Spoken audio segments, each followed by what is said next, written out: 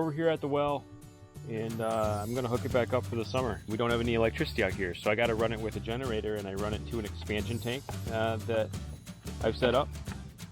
And then we're gonna go ahead and run it to a hose down to the greenhouse and to the garden. I made it really easy with this expansion tank. I just cut my PVC off. I just gotta take another coupling and connect it back, and it's totally set to go. Let's get her started.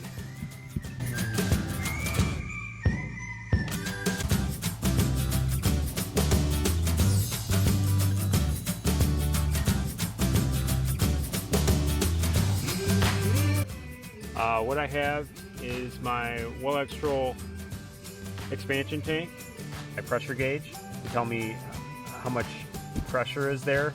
Basically give me how much water I still have left, how much pressure I still have left.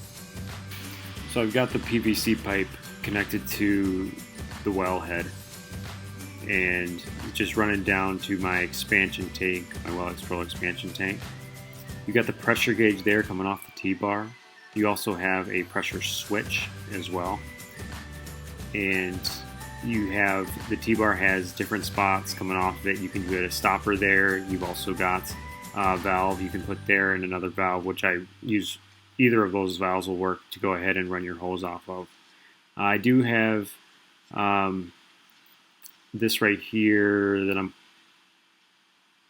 pointing to right there. That actually does turn on and off. You can turn it off only when the well is not actually running. If you have a leak or something and you want to make sure you just hold pressure in the tank.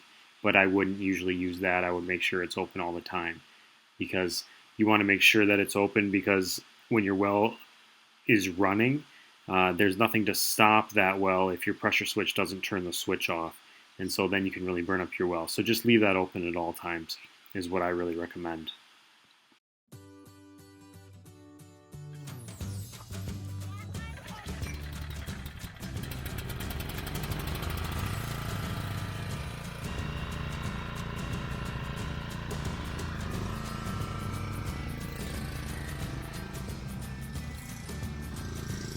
Pressure gauge going up.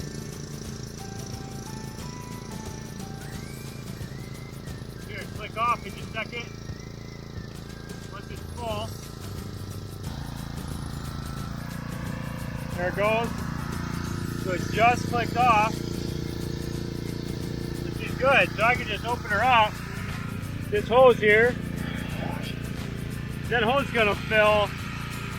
And I've got it stopped off at the end of the hose, so we'll be good down at the greenhouse. She's good. I'm going to go ahead and shut her off. Disconnect.